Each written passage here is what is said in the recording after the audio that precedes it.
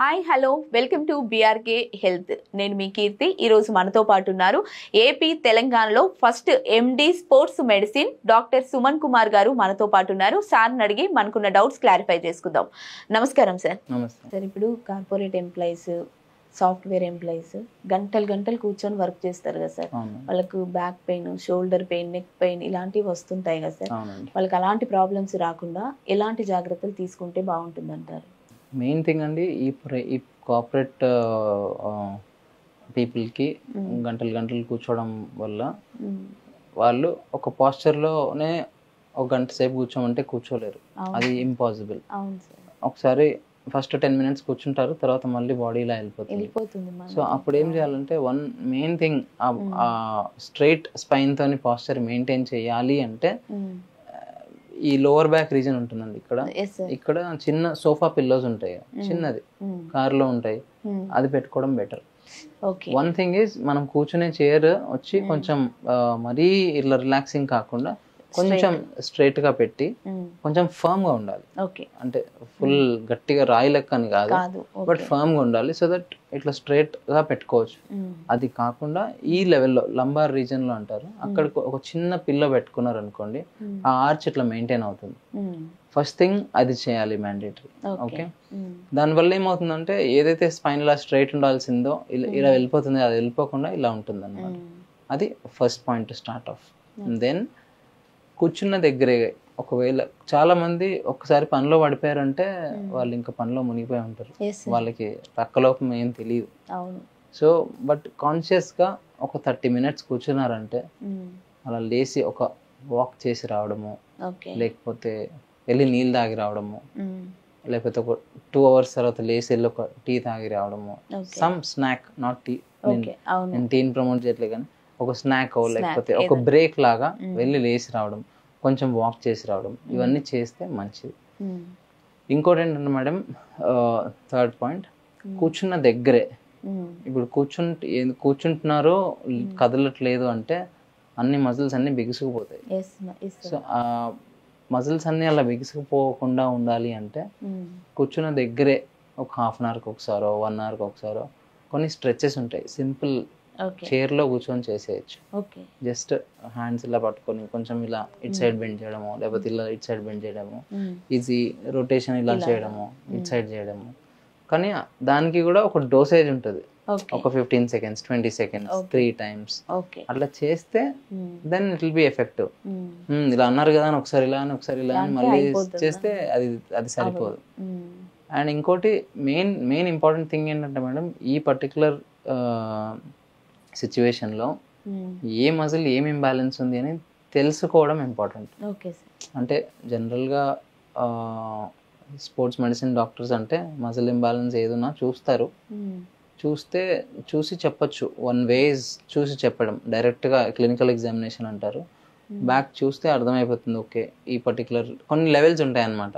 ఇది it side same ఉందా spine కి, లేకపోతే ఇట్ సైడ్ ఎక్కువ ఉంది ఇట్ సైడ్ తక్కువ ఉందా, అట్లాంటిది ఏమైనా ఉంటే అవన్నీ చేంజ్ చేయాలన్నమాట. కొంచెం కరెక్షన్స్ అన్ని చేసుకొని మీకు తగ్గట్టుగా ఏమేమి ఎక్సర్సైజ్ చేయాలో ఒక ఎక్సర్సైజ్ ప్రిస్క్రిప్షన్ అని ఇస్తారు. అవి ఏమేమి ఎక్సర్సైజ్లు అని ఇస్తే అవి చేసుకోవడం రెగ్యులర్గా మంచిది.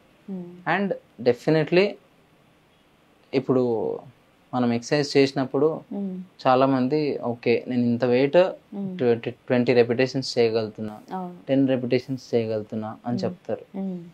ఆ వెయిట్ ఇంపార్టెంట్ కాదు, but specially corporate people, working పీపుల్కి ఆ మజిల్ వాళ్ళు 8 hours కూర్చోడానికి సస్టైన్ చేయాలి. దానికి ఎన్ని repetitions చేయాలి, ఎలా ఇంప్రూవ్ చేయాలి వాళ్ళ మజిల్ స్ట్రెంగ్త్, అవన్నీ తెలుసుకోవడం ఇంపార్టెంట్, కొంచెం కంపల్సరీ అన్నమాట. అవన్నీ తెలుసుకుంటే దానికి తగ్గట్టుగా వాళ్ళు సరిగా చేయొచ్చు. ఓకే, అది కాకుండా మళ్ళీ ఏంటంటే ఎక్సర్సైజ్ డెఫినెట్లీ హెల్ప్స్ ఇన్ ఈ నెక్ పెయిన్ కానీ బ్యాక్ పెయిన్ కానీ. ఇంకోటి ఏంటంటే మేడం, నెక్ రిలేటెడ్ ఇష్యూస్కి వచ్చేసరికి స్క్రీన్ వచ్చి మన హెడ్ పొజిషన్ స్ట్రైట్గా ఇట్లా ఉండాలి మేడం, ఈ పొజిషన్లో ఉండాలి. టాప్ ఆఫ్ ద స్క్రీన్ వచ్చి మన ఐ లెవెల్లో ఉండాలి. కానీ మనం ఇలా కిందికి చూస్తాం, మన ఫోన్ మనం ఇలాగే చూస్తాం, మన ఐప్యాడ్ ఇక్కడే ఉంటుంది, ల్యాప్టాప్ కూడా ఇక్కడే ఉంటుంది. అది కాకుండా సింపుల్ చేంజెస్ కింద ఒక టెలిఫోన్ డిక్షనరీ పెట్టడము, ఇంతలా ఉంటుంది కదా బుక్, దాన్ని ఇలా పైకి పెట్టడము, అలా పెట్టేసి కీబోర్డ్ అంత ఇంత దూరం వెళ్ళి చేయకుండా కీబోర్డ్కి సింపుల్గా ఇక్కడ ఒక టేబుల్ పెట్టి వైర్లెస్ కీబోర్డ్స్ ఉంటాయి కదా, సింపుల్గా వాడుతూ అక్కడ చూడొచ్చు. అది that is the best way to change your space. ఇంకా కొంతమంది వర్క్ ఫ్రమ్ హోమ్ అని చెప్పి ఇంట్లో పడుకొని సోఫాల్లో పనిచేస్తారు. అది మాత్రం ఖచ్చితంగా మంచిది కాదు, అసలే మంచిది కాదు. డెఫినెట్లీ చాలా హానికరం చేస్తుంది. సో ఆ ఇంట్లో కూడా స్పేస్ని మనం ఆఫీస్ లెక్క చైర్, టేబుల్, కొంచెం ఆ సైజ్ ఆఫ్ ద మానిటర్ అవన్నీ మనం జాగ్రత్తగా పెట్టుకుంటే కొంచెం నెక్ బ్యాక్ బాగుంటుంది. ఇప్పుడు ఈ back pain, neck pain, shoulder pain ఏదన్నా హెల్త్ ఇష్యూస్ వల్ల అంటే స్టామినా లేకపోవడం వల్ల వచ్చే అవకాశం ఉందంటారా, లేదా ఆ వర్క్ చేయడం వల్లనే వచ్చే అవకాశం ఉందంటారా సార్? అంటే కాంబినేషన్ ఆఫ్ బోత్ మేడం. ఒకటేమో ఎక్కువ అసలు ఎక్సర్సైజ్ చేయకుండా ఉండి ఎక్కువ ఊరికే పని చేస్తూ ఉన్నప్పుడు మజిల్స్ అన్ని వీక్ అయిపోతాయి. ఇప్పుడు ఎలా అంటే సేమ్ మనం ఏదైనా ఎలక్ట్రానిక్ డివైస్ కొన్నాం, అది వాడకుండా అక్కడే పెట్టేస్తే ఏమవుతుంది, పాడైపోతుంది. ఈవెన్ ఆటోమొబైల్ కూడా అంతే. కొత్త కారు కొన్నాం, వాడకుండా అట్లే పెట్టేస్తే ఓ నెల రోజుల తర్వాత స్విచ్ ఆన్ చేస్తే అది కాదు. మన మజిల్స్ కూడా అంతే.